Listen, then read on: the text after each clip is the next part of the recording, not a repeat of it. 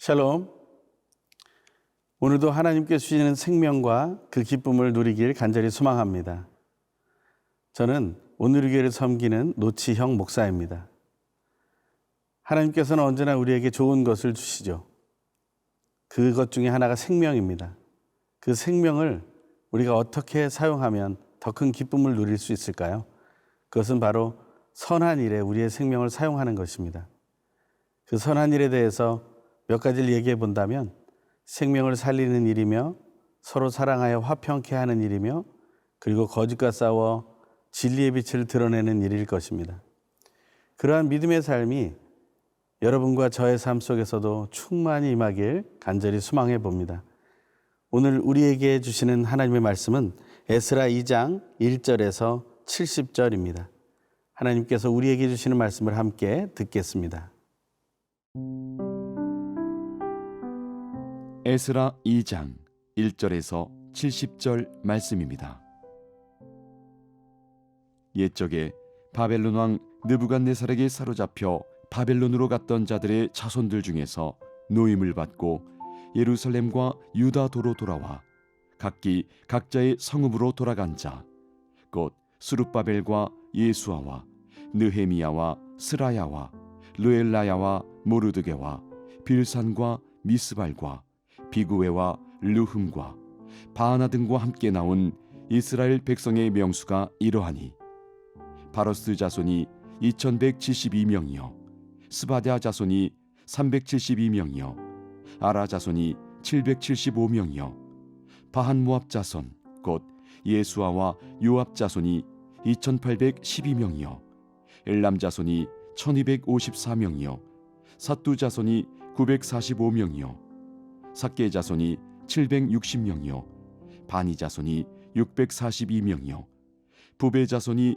623명이요 아스갓 자손이 1222명이요 아도니감 자손이 666명이요 비그웨 자손이 2056명이요 아딘 자손이 454명이요 아델 자손 곧 히스기야 자손이 98명이요 베세 자손이 323명이요 요라 자손이 112명이요 하숨 자손이 223명이요 깃발 자손이 95명이요 베들렘 사람이 123명이요 느도바 사람이 56명이요 아나돗 사람이 128명이요 아스마웻 자손이 42명이요 기레아다림과 그비라와 부에롯 자손이 743명이요 라마와 게바 자손이 621명이요 믹마스 사람이 122명이요 베델과 아이 사람이 223명이요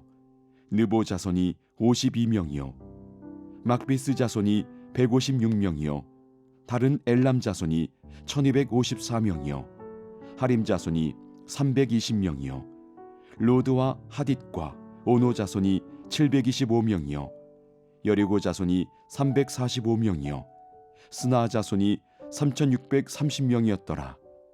제사장들은 예수아의 집 여다야 자손이 973명이요 임멜 자손이 1052명이요 바수훌 자손이 1247명이요 하림 자손이 1017명이었더라. 레위 사람은 호다위야 자손 곧 예수아와 감미엘 자손이 74명이요 노래하는 자들은 아삽 자손이 128명이요 문지기의 자손들은 살룸과 아델과 달문과 악굽과 하디다와 소베 자손이 모두 139명이었더라.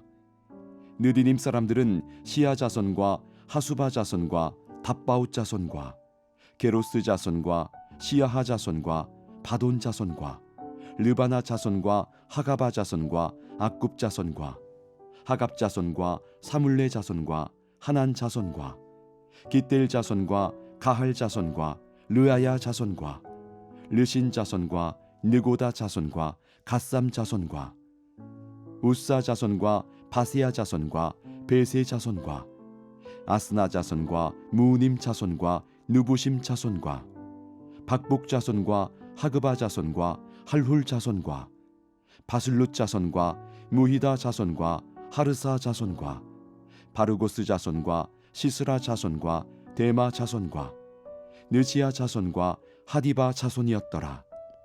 솔로몬의 신하의 자손은 소대 자손과 하소베렛 자손과 부르다 자손과 야알라 자손과 다르곤 자손과 깃델 자손과 스바랴 자손과 하딜 자손과 보게렛 하스바임 자손과 아미 자손이니 모든 느디님 사람과 솔로몬의 신하의 자손이 392명이었더라.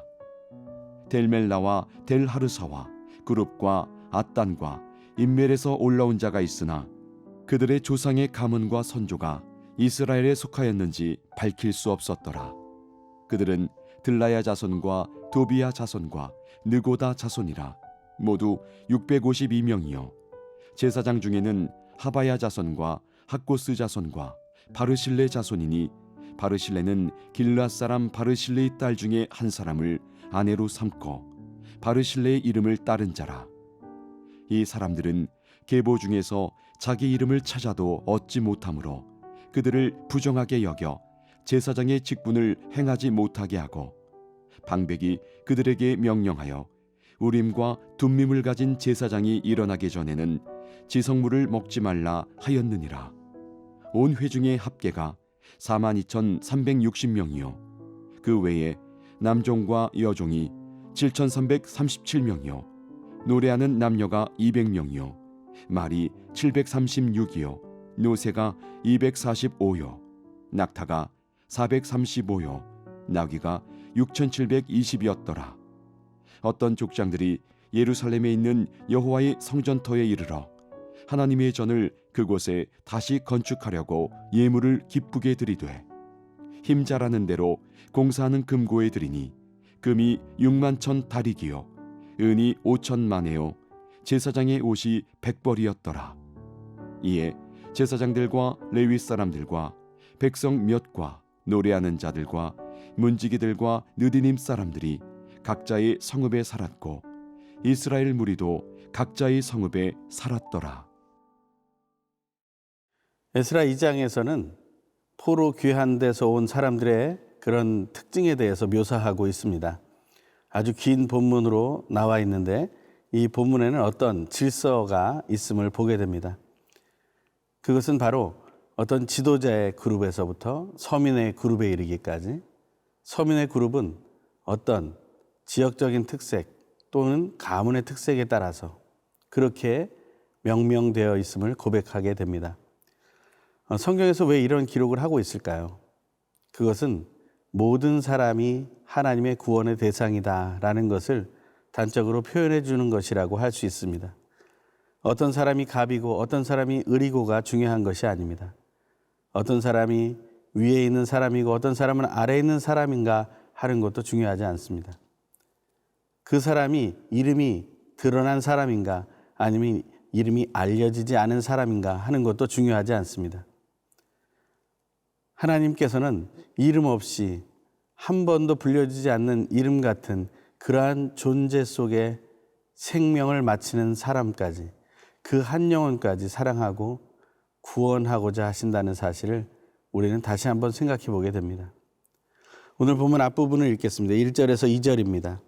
옛적에서 바벨론 왕 느부갓네살에게 사로잡혀 바벨론으로 갔던 자들의 자손들 중에서 노임을 받고 예루살렘과 유다 도로 돌아와 각기 각자의 성읍으로 돌아간 자 곧 스룹바벨과 예수아와 니에미야와 스라야와 르엘라야와 모르드게와 빌산과 미스발과 비구에와 르훔과 바나 등과 함께 나온 이스라엘 백성의 명수가 이러하니 많은 사람의 이름이 나오고 그들 중에 리더의 이름들이 앞에 나오는 것 같습니다. 그들은 지도자 역할을 감당하는 사람들입니다. 여러분에게 주어진 사명은 무엇이라고 생각하십니까? 저는 그리스도인은 누구나 하나님께서 예수 그리스도를 통해 하나님의 나라로 인도할 수 있도록 인도자의 역할을 맡겨준 존재라고 생각합니다. 저는 그 리더의 모습을 우리가 유명한 자로든지 무명한 자로든지 가진 자로든지 가난한 자로든지 어떤 상황에서든지 우리는 그 사명을 감당해야 된다고 믿습니다. 그 믿음이 우리 중심에 있게 되기를 간절히 소망해 봅니다. 하나님께서 이 포로 귀환의 역사 속에 가장 기뻐하시는 것은 무엇일까요? 그것은 바로 묶여있던 그들을 자유롭게 해주셨다라는 것, 거기에 가장 그 초점이 있어야 됨을 기억하기를 바랍니다. 어떤 사람의 이름, 어떤 가문의 이름이 중요한 것이 아니라, 어떤 사람의 상태가 중요한 것이 아니라, 하나님께서 모든 사람에게 자유를 주시고자 이 회복의 길을 주셨고, 그 자유는 결국 하나님의 전으로 다시 돌아와 하나님께 예배하게 하겠다는 하나님의 뜻이 담겨져 있다는 것을 기억해야 된다는 것입니다. 우리는 그 사실을 기억하며 오늘 하루 이 포로 귀환의 감격을 함께 누리게 되기를 바랍니다. 하나님께 온전히 예배하고자 하는 그 마음으로 준비된 오늘 하루가 되길 간절히 소망합니다.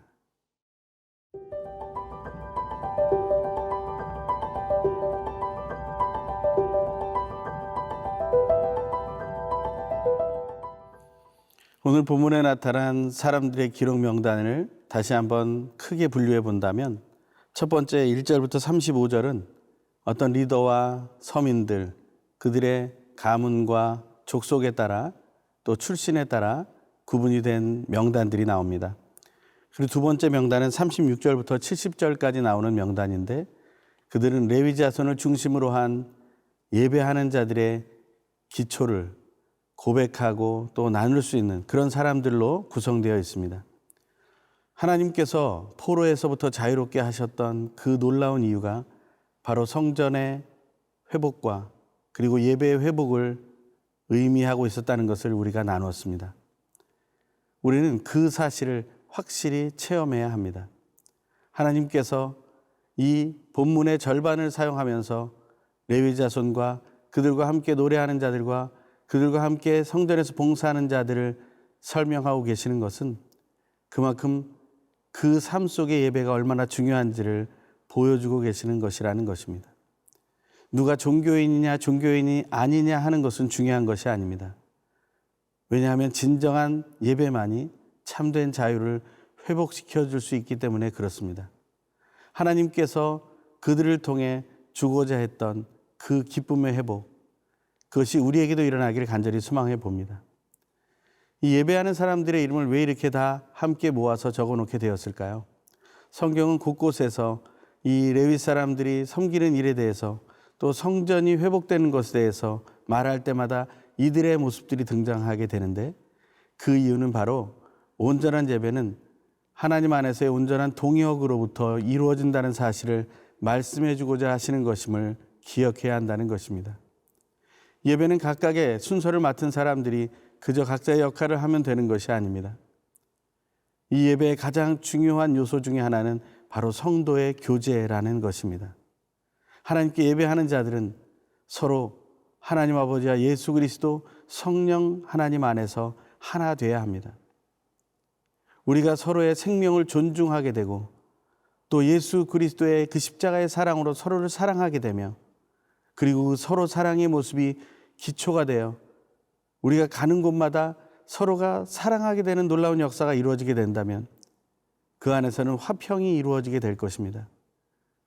그리고 우리의 개인의 삶 속에서 거짓과 싸우는 삶을 우리가 피 흘리기까지 하게 된다면 우리는 거짓과 싸워 이겨내는 기쁨과 진리의 빛이 드러나는 놀라운 영광을 맛보게 될 것입니다.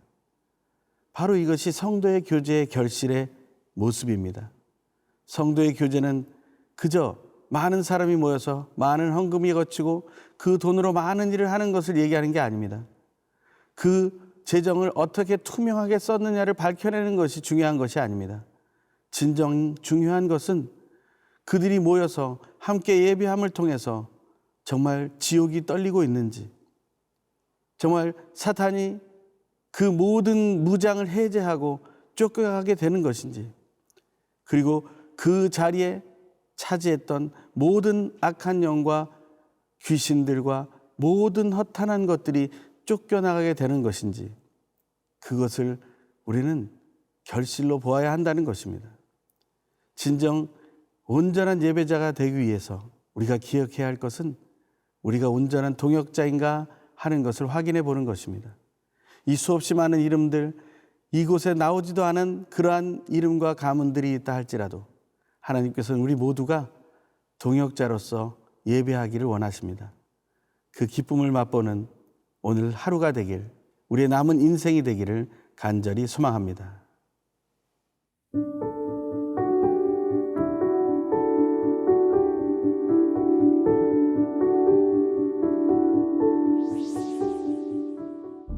인류 역사 속에서 함께 하시며 신실하게 뜻을 이뤄가시는 하나님, 하나님의 뜻을 거역하다가 하나님께서 인도하신 대로 포로 시대를 지냈지만 이스라엘 백성이 하나님께 부르짖음으로 하나님께서 약속하신 대로 해방되어 예루살렘 성으로 다시 돌아올 수 있도록 인도해 주심에 감사를 드립니다.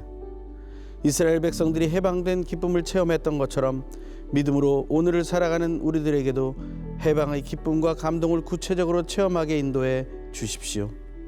연약한 우리를 오늘도 하나님의 사람으로 인정해 주시며 정체성을 회복시켜 주시는 예수님의 이름으로 기도드립니다. 아멘.